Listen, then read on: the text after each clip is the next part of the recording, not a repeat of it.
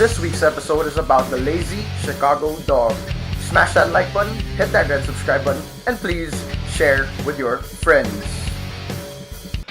This is the show that I answer the question that I ask you guys each and every single vlog, which is what is cooking? This is the 5th episode of Try This at Home. And in this episode of Try This at Home, I will be making a variation of the Chicago dog. The kind of variation wherein you're not gonna be bothered to go outside and to shop for ingredients, and you don't have the money to shop for them said ingredients as well. But anyway, let's get to the ingredients, guys. So here are the ingredients that you need to create this lazy Chicago dog variation. First, you're gonna need some oil. I couldn't find the canola oil, so I'm gonna be using olive oil. You're gonna need a tomato, an onion. You're gonna need 4 pieces of hot dogs. You're gonna need 2 pieces of Pullman loaf or tasty bread. You're gonna need some mustard. You're gonna need some sweet pickled relish. Of course, you're gonna need some salt.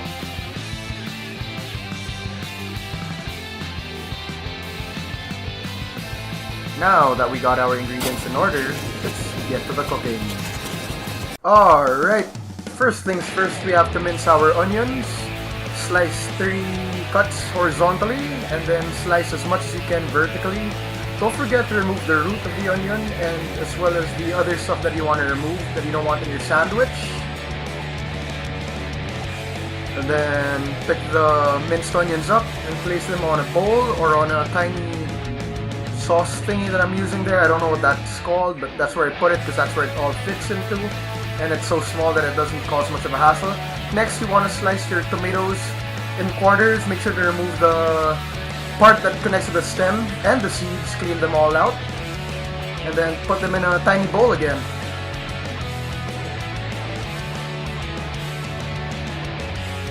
Alright, now it's time to get the hot dogs. Slice the bag, get 4 hot dogs. 4 hot dogs. Move them from their, what do you call that? The plastic thing. Move them from their plastic thing and score. Make sure just to use the weight of the knife when you score and don't cut too deep, or else the hot dog will look deformed at the end of the cooking procedure. And yeah, play around with it. You can make any design you want to do with your scoring, but for me, I'm in a rush because I have a party to attend to after the recording. So, you know, it's using the most basic cuts, which is the 3 diagonal slices on either side. Now that your hot dogs are ready, you've prepared everything already. So, now it's time to put the bread in the toaster or on the turbo oven, whatever that thing is called. Make sure to toast it until the bread is very crunchy and that it can hold the weight of everything that you're going to be putting on top of it and in the bottom of it that you're gonna sandwich in with. My English ain't working today, guys. My English ain't working today. So make sure to put your bread on top of a plate. I inverted the plate. I will talk about that later. But now it's time to put some oil in a pan and heat it up. And then once the oil is heated up nicely, it's time to put the hot dogs in. Make sure you move the hot dogs around a lot so that it cooks evenly and thoroughly. Yeah, just move it around like that. Once the scoring pops up and you know it starts to separate, that's when you know your hot dogs are cooked. I make sure that it gets a little bit brownish because I like burnt hot dog taste. I really love that.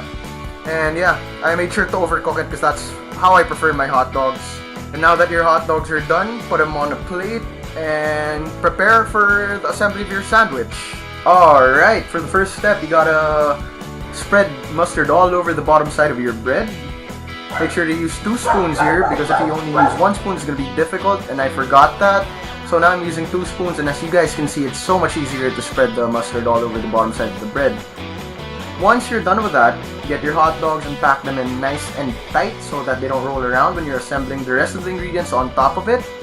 Now get your tomato quarters and make sure they are spread out evenly so that you have tomato in every bite. Now you can put as much onions as you want as long as they are minced on top of it.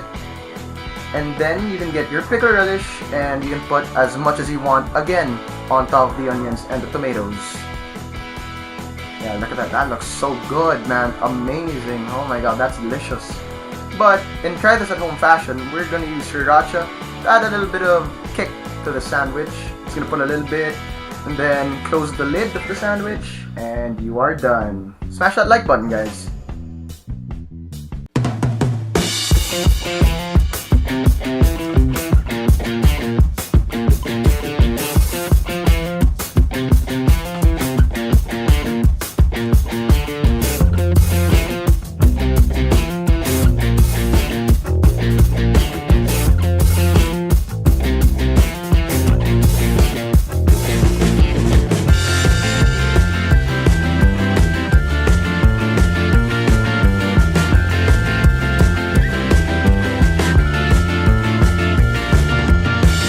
Alright, this is my version of the Chicago dog sandwich. Well, now it's a sandwich, but yeah, as you guys can tell, this will fall apart on the first bite.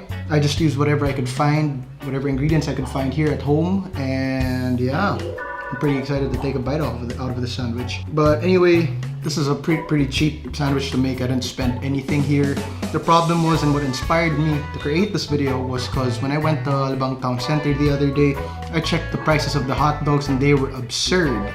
It was like 120, 130 pesos for one big sandwich, and I knew I could make something cheaper than that with the same taste or even better. This is the kind of sandwich that I would call that I don't have the time to go outside and buy ingredients or the money to buy those said ingredients.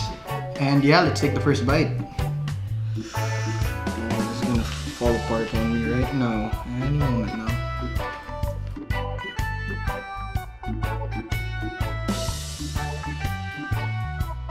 I could say I nailed it.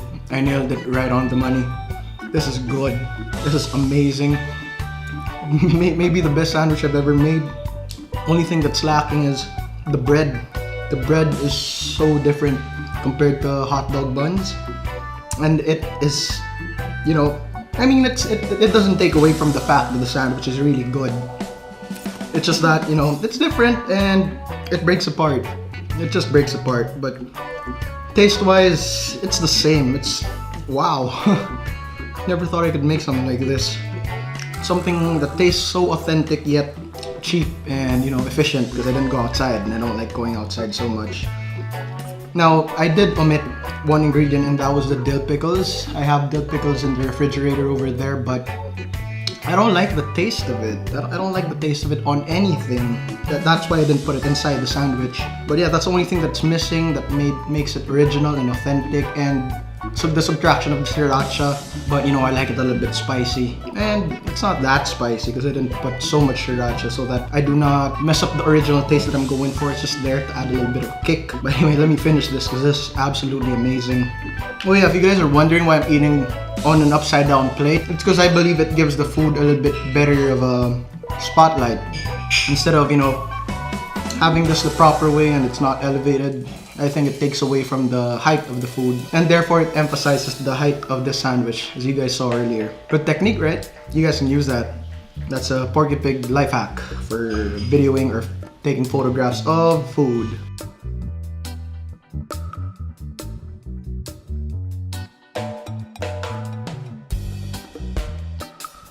This is now probably my favorite episode of Try This at Home because I'm enjoying the sandwich so much.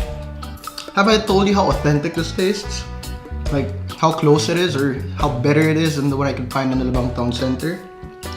I seriously recommend you guys try this recipe that I tried today. You will never buy a hot dog in a commercial area anymore. You're just gonna make your own. Oh my god. Damn, this is good.